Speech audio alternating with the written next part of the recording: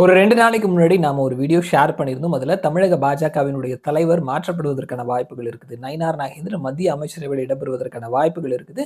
வானதி ஸ்ரீனிவாசன் தமிழக பாஜகவினுடைய தலைவரா நியமிக்கப்படுறதுக்கான வாய்ப்புகள் இருக்குது. இது ஒரு அன்அஃபிஷியல் நியூஸ் நடக்கிறதுக்கான சான்சஸ் இருக்குது அப்படின்னு சொல்லிட்டு நம்ம ஒரு வீடியோ ரிலீஸ் பண்ணியிருந்தோம். ஸோ அதனுடைய டெவலப்மெண்ட் நியூஸ் தற்பொழுது வந்திருக்குது. ஸோ வானதி ஸ்ரீனிவாசன் மாநில தலைவரா நியமிக்கப்படுறதுக்கான வாய்ப்புகள் அதிகமாவே இருக்குது அப்படின்ற மாதிரி செய்திகள் சொல்றாங்க. அபிஷியலான நியூஸ் அப்படின்றது சீக்கிரமா வெளியிடப்படும் அப்படின்ற மாதிரியான விஷயங்களை பார்க்கிறோம். சமீபத்துல பாஜகவினுடைய தேசிய தலைவர் நிதின் நபீன் பதவியேற்ற ஒரு 7 மாசத்திற்கு அப்புறமா அவருக்கு கீழே இருக்கக்கூடிய நிர்வாகிகளை நியமிச்சிருந்தாரு. பல துணை தலைவர்கள், பொதுச் செயலாளர்கள், துணை பொதுச் செயலாளர்கள் அப்படின்னு சொல்லிட்டு பல பதவிகள் நிரப்பப்பட்டு வந்தது. அதற்கு அப்புறமாவும் பல மாநில தலைவர்களும் மாற்றப்பட்டிருந்தாங்க. ஸோ அதனுடைய ஒரு அங்கமா தான் தமிழக பாஜகவினுடைய தலைவர் மாற்றமும் இருக்குதுன்னு சொல்லியிருக்கிறாங்க. நயினார் நாகேந்திரன் மத்திய அமைச்சராக போறார் அப்படின்ற தகவலும் நம்ம பார்க்கிறோம்.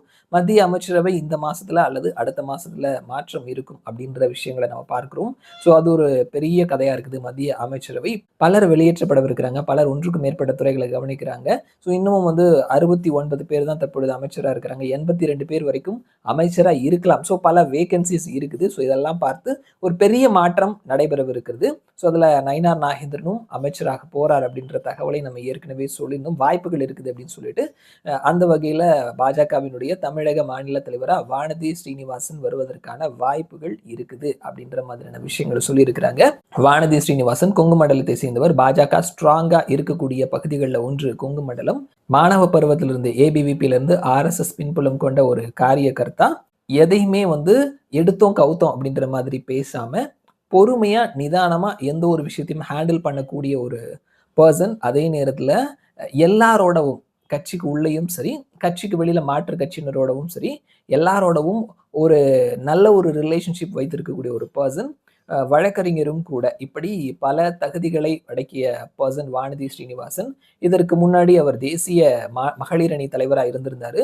ஸோ அதனால தில்லியோட ஒரு நல்ல ரிலேஷன்ஷிப்ல தான் இருக்கிறாரு. மோடியோடவும் அமித்ஷாவோடவும் ஒரு நல்ல ஒரு ரிலேஷன்ஷிப்ல இருக்கிறாரு.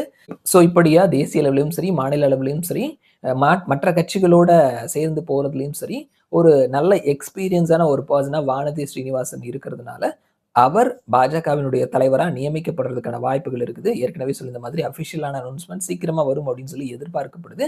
ஸோ பார்க்கலாம் வானதி ஸ்ரீனிவாசன் பாஜகவினுடைய தலைவரா வராரா? வந்ததற்கு அப்புறமா என்ன மாதிரியான மாற்றங்கள் பாஜகவுக்கு உள்ள நடைபெறவிருக்கிறது அப்படின்னு சொல்லிட்டு. ஏன்னா அவரும் இந்த பதவிக்கு ரொம்ப நாளா காத்துட்டு இருந்தாரு. ஸோ அப்படி ஒரு வாய்ப்பு வரும் பொழுது எப்படி பயன்படுத்துறார் அப்படின்றத நம்ம வெயிட் பண்ணி பார்க்கலாம். ஸோ பாஜகவினுடைய அடுத்த மாநில தலைவராக வானதி ஸ்ரீனிவாசன் வருவதற்கான வாய்ப்புகள் இருக்குது அப்படின்ற விஷயங்களை டெவலப்மெண்ட் நியூஸை நம்ம பார்க்கிறோம். ஸோ பார்க்கலாம் என்ன நடக்குது அப்படின்னு சொல்லிட்டு மறுபடியும் நான் உங்களை இன்னொரு வீடியோவில் சந்திக்கிறேன். அது வரைக்கும் நன்றி.